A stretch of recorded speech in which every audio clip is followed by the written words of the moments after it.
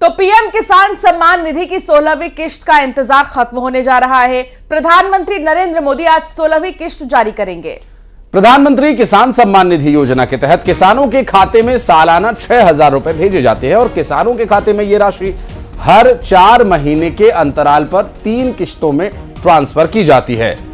हर किश्त में 2,000 रुपए दिए जाते हैं। डीबीटी के माध्यम से किसानों के बैंक खाते में किश्त के पैसे भेजे जाते हैं और आज भी किश्त जारी होगी। किसानों के लिए आज बड़ा दिन, किसानों के लिए खुशखबरी है।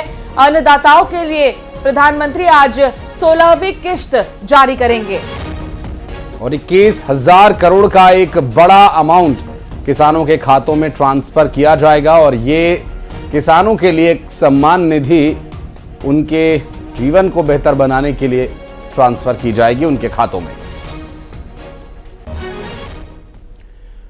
और चलिए बढ़ते आगे, बात करेंगे जबलपुर की, जहां ट्रांसफार्मर के गोदाम में भीषण आग लगने का एक मामला सामने आया, जहां लाल हवेली होटल के पास आग लगने की जानकारी मिली है। आपको बता दें कि आग लगने का कारण अभी भी अज्ञात है। गोदाम से लगे हुए रहवासी इलाके में दहशत का माहौल है। फिलहाल लगातार जो है यहां पर पानी का छिड़काव किया जा रहा है, आग को बुझाने का प्रयास चल रहा है। ट्रांसफार्मर के गोदाम में ये भीषण आग लगी, लेकिन अभी भी कारण अज्ञात बताए जा रहे हैं। तो आग की ये उठती लपटें, धधकता पूरा गोदाम, काला स्याह धुआं और ये सब कुछ तस्वीरें अपने आप में बयां कर रही हैं। जबलपुर से सामने आई हादसे की ये तस्वीर। हालांकि इसमें एक राहत की बात ये रही कि किसी तरह की कोई जनहानि नहीं हुई है और न ही किसी को चोट लगने की अब तक बात सामने आई है, न ही कोई घायल हुआ है। हालांकि नुकसान जो है वो आर्थिक स्तर पर जरूर हुआ है, हालांकि इसका आकलन अभी किया जाएगा।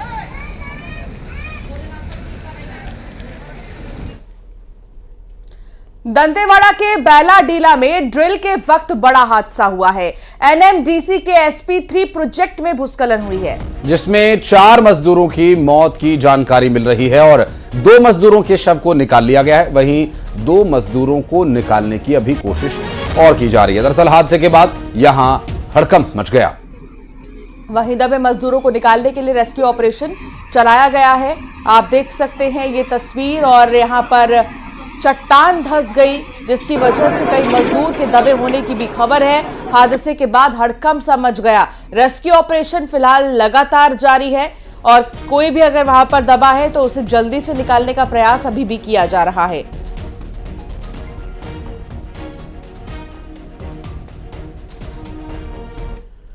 और रायपुर से अहम खबर आपको बता दें, मुख्यमंत्री ने दंतेवाड़ा की घटना पर शोक प्रकट किया और दिवंगत आत्माओं की शांति की प्रार्थना की।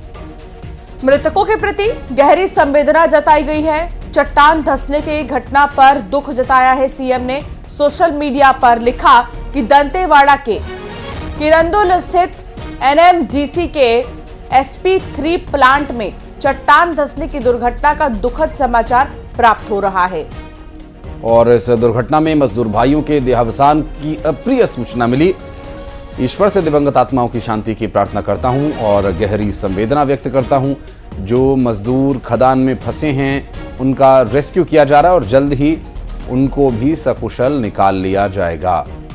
मुख्यमंत्री विष्णुदेव साय ने माइक्रो ब्लॉगिंग साइट X पर इस पोस्ट के माध्यम से इस हादसे में जान गंवाने वाले मजदूरों के प्रति संवेदना प्रकट की है।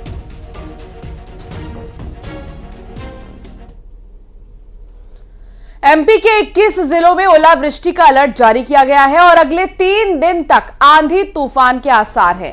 दरअसल तूफान के साथ बारिश होने की भी आशंका है यहां पर और आज भी कई जिलों में ओलावृष्टि हो सकती है। मौसम विभाग की तरफ से जारी किए गए पूर्वानुमान के माध्यम से ये पता चल रहा है और इस ओलावृष्टि से किसानों को काफी नुकसान हो रहा है और अगले 2 से 3 दिन तक इसी तरह से बारिश, तूफान, ओलावृष्टि की आशंका जताई गई है पूर्वानुमान मौसम विभाग की तरफ से। और देखिए ये तस्वीरें अपने आप में काफी कुछ बयां कर रही हैं। खड़ी फसल के ऊपर जब ओलावृष्टि हुई तो काफी नुकसान उसे पहुंचा है।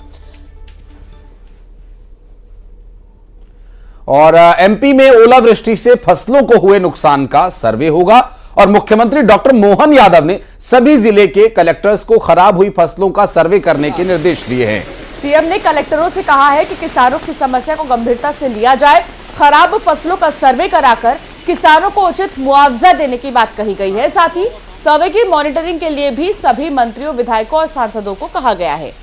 और इस बात की जानकारी डिप्टी सीएम राजेंद्र शुक्ल ने दी और खराब फसलों का सर्वे कराकर अन्नदाता को कुछ राहत देने का प्रयास यहां पर होगा। हालांकि इनके पूरे सीजन की मेहनत जो है इस बारिश और ओलावृष्टि ने खराब कर दी।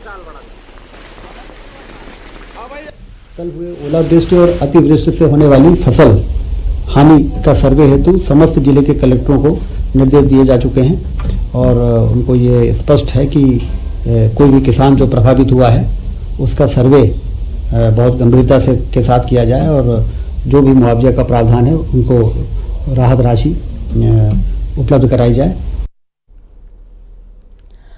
और अब खबर इंदौर से है, जहां लोक सेवा आयोग ने परीक्षा स्थगित कर दी है।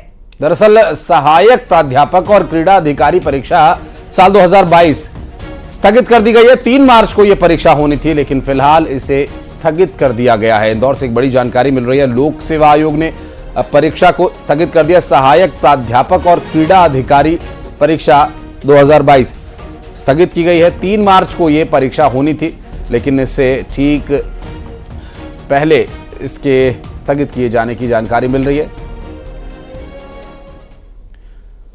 और बढ़ते आगे, डिंडौरी में पुलिस निरीक्षक संतोष कुमार उद्दे का शव फांसी पर लटकता हुआ पाया गया और आपको बता दें कि इसकी जानकारी पुलिस को दी गई। एसडीओपी के त्रिपाठी मौके पर पहुंचे। शव को पोस्टमार्टम के लिए जिला अस्पताल ले जाया गया है। बताया गया कि संतोष कुमार उद्दे वर्तमान में सिवनी जिले में पदस्थ थे। 2 दिन पहले ही उनका तबादला सिवनी जिले के लिए हुआ था। फिलहाल पुलिस ने पूरे मामले में मर्ग कायम कर ली है और जांच की जा रही है और हत्या या आत्महत्या, इन दोनों ही एंगल से जांच की जा रही है इस पूरे मामले की।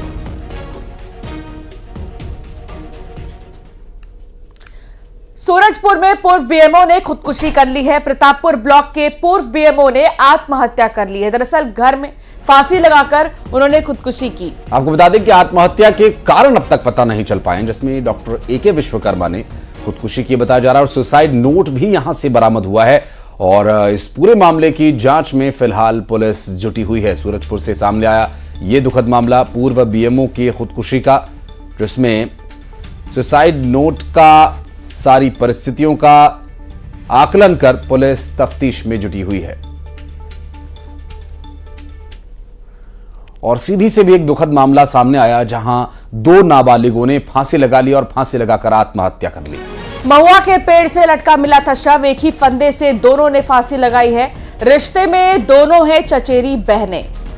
दरअसल मौके पर पुलिस और FSL की टीम पहुंची। सभी पहलुओं पर जांच पड़ताल में फिलहाल पुलिस जुटी हुई है। बता दें कि भुईमाड़ थाना क्षेत्र के ज्वारी टोला गांव का यह पूरा मामला है। और अब खबर दमोह से है, जहां शराब के नशे में वर्दीधारी नजर आए। पुलिसकर्मी हाथ ठेले पर फरमा रहा था आराम। दरअसल दूसरा शराबी भी नशे में ही ठेले पर लेटा हुआ नजर आया। शराबी पुलिस कर्मचारी का यह वीडियो वायरल हो रहा है सोशल मीडिया पर और पुलिस कर्मचारी पर जांच के बाद कार्रवाई भी की जा सकती है। पुलिस कर्मचारी और उसके साथी ने ठेले पर ही शराब पी और दोनों ठेले पर ही पलंग समझकर सो भी रहे थे और इतने नशे में थे कि काफी देर तक उठे ही नहीं। दमोह से ये तस्वीर सामने आई।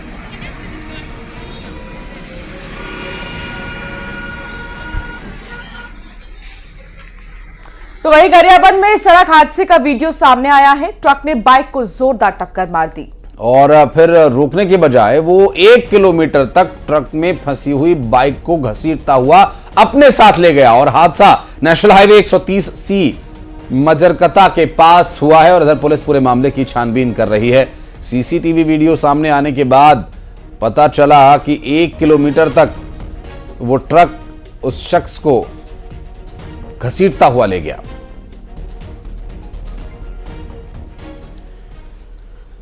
और भोपाल से बड़ी खबर आपको बता दें, मध्य प्रदेश सरकार का बड़ा फैसला, परिवहन चेक पोस्ट पर यह फैसला लागू किया जाएगा। गुजरात पैटर्न, मध्य प्रदेश में परिवहन चौकियां होंगी और गुजरात के पैटर्न पर ही होंगी मध्य प्रदेश में भी चौकियां। ऑनलाइन परिवहन मंत्री उदय प्रताप सिंह ने इस पर बयान दिया। और ये ऑनलाइन कनेक्ट होंगी चौकियां। चेक पोस्ट पर आने वाले समय में ऑनलाइन प्रक्रिया होगी। गुजरात की ही तर्ज पर डिजिटल प्रक्रिया लागू की जाएगी। चेक पोस्ट को पेपरलेस किया जाएगा। चेक पोस्ट पर मिल रही शिकायतों के चलते विभाग ने ये पहल की है। चेक पोस्ट पर करोड़ों की वसूली अब बंद होगी। सारा सिस्टम ऑनलाइन हो जाएगा। बॉडी वार्म माफ कीजिएगा, कैमरे पहनकर ड्यूटी करनी होगी। अब 15-15 दिन में यहां पर अफसरों की पोस्टिंग हुआ करेगी, जिससे कि पारदर्शिता बनी रहे। इम्प्लीमेंट करना है, ये पारदर्शिता बनाकर रखना जरूरी है। जो फंक्शनिंग है वहां की उसे पूरी तरह से बंद किया जाएगा और ऑटोमोटिव मोड पर जो मतलब सारा कुछ। तो चेक पोस्ट को अब पेपरलेस किया जाएगा और गुजरात के पैटर्न पर ही मध्य प्रदेश में भी अब चेक पोस्ट बनाए जाएंगे, जिसमें कि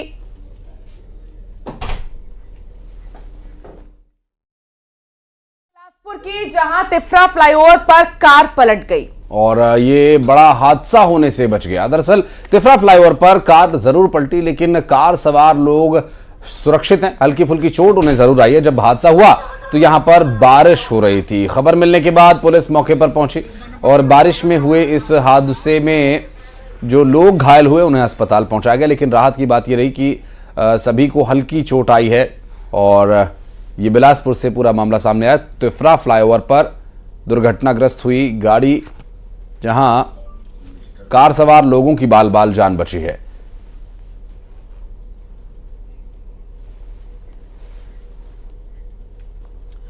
और ग्वालियर रेलवे स्टेशन अब नशेड़ियों का अड्डा बन चुका है। सर्कुलेटिंग एरिया बना ये नशेड़ियों का अड्डा। आपको बता दें कि मामूली बात पर ही दो नशेड़ियों में झगड़ा हो गया। एक नशेड़ी ने दूसरे को जमकर पीटा। घटना का वीडियो बनाकर वायरल भी कर दिया। ये देखिए वीडियो। दो तस्वीरें अलग अलग सामने आई। एक तो ये देखिए, यहां पर हाथापाई हो रही है और ये नशेड़ियों का अड्डा बन गया है। और दूसरी तरफ पुलिस प्रशासन, आखिर यहां सुरक्षा में लगे हुए सुरक्षा के जवान कहां हैं, ये भी एक बड़ा सवाल है। मामूली सी बात पर दो नशेड़ी आपस में उलझते नजर आए और यहां आने जाने वालों के लिए भी कई बार ये चुनौतीपूर्ण होता है। रेलवे स्टेशन नशेड़ियों का अड्डा बन चुका है।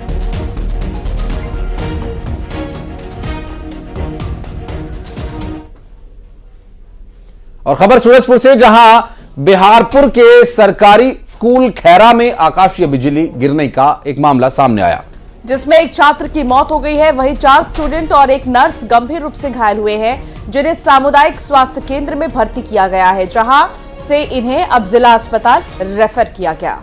स्कूल में रूटीन वैक्सीनेशन का काम चल रहा था और इसी दौरान यहां पर आकाशीय बिजली गिरने की जानकारी मिली।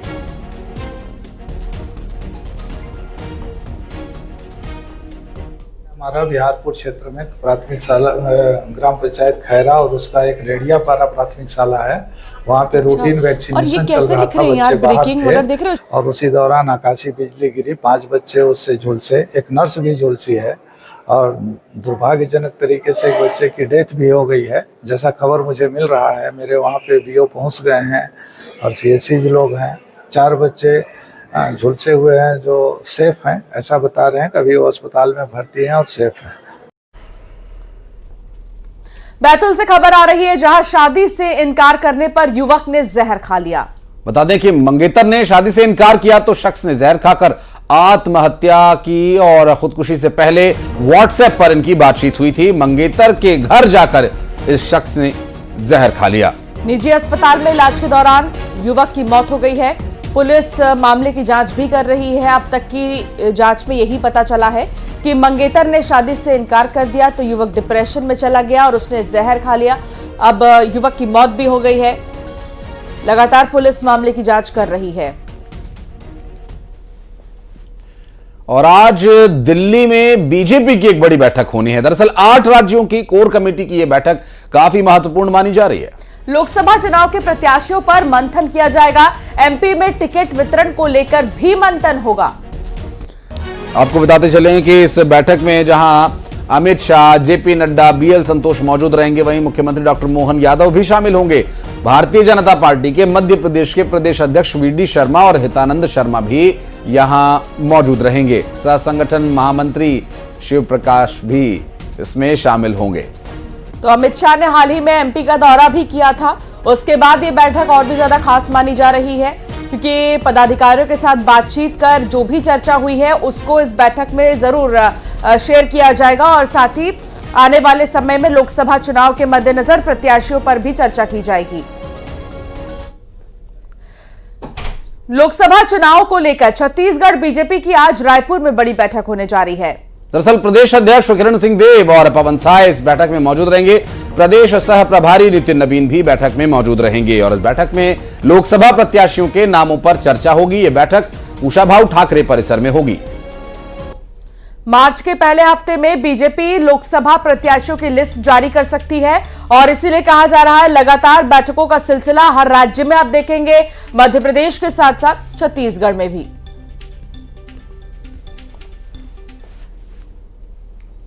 और रायपुर में एक बार फिर एक बेजुबान की हत्या कर दी गई। दरअसल शराबी ने एक डॉगी के सिर पर पत्थर पटक कर उसकी हत्या कर दी। शराबी का नाम तुकाराम उर्फ छोटू निषाद बताया जा रहा है। घटना का सीसीटीवी भी सामने आ चुका है। उरला थाना क्षेत्र का यह मामला आप देख सकते हैं। बेजुबान की जान ले ली इस व्यक्ति ने, शराबी ने, और पत्थर से उस पर कई बार हमला किया और आखिरकार अब वो बेजुबान नहीं रहा, ये डॉगी अब नहीं रहा। घटना का सीसीटीवी भी सामने आया है। और अब बात दमोह की करेंगे, जहां ट्वाइस साइकिल वितरण कार्यक्रम में पिछड़ा आयोग के अध्यक्ष रामकृष्ण कुसमारिया नाराज हो गए और जनपद पंचायत सीईओ बीएस यादव को जमकर उन्होंने फटकार लगाई। दरअसल इस कार्यक्रम में जो पोस्टर लगा हुआ था उसमें रामकृष्ण कुसमारिया का फोटो था ही नहीं, जिसे देखने के बाद कुसमारिया महोदय भड़क गए। तो क्या होगा, तुम इसे अलग बनाओ, तो कैसे बन गया उन्हें जो पता नहीं है कि को अधिकारी। और जगदलपुर में बिजली विभाग और नगर निगम विभाग अब आमने सामने है। दरअसल बिजली विभाग ने नगर निगम जगदलपुर को 10 करोड़ 28 लाख रुपए के बिजली बिल बकाया का नोटिस भेज दिया है। साथ ही मार्च तक भुगतान करने की चेतावनी भी दी है। शहर और निगम क्षेत्र के स्ट्रीट लाइटों को बिजली विभाग बंद कर सकता है। दिलचस्प बात तो यह है कि निगम का भी बिजली विभाग पर लाखों का बकाया है। दरअसल संपत्ति कर और कई अन्य टैक्सेस जिसका भुगतान अभी बिजली विभाग ने नहीं किया, तो निगम का बिजली विभाग पर बकाया है और बिजली विभाग का निगम पर बकाया है और निगम ने भी बिजली विभाग को नोटिस जारी कर दिया है।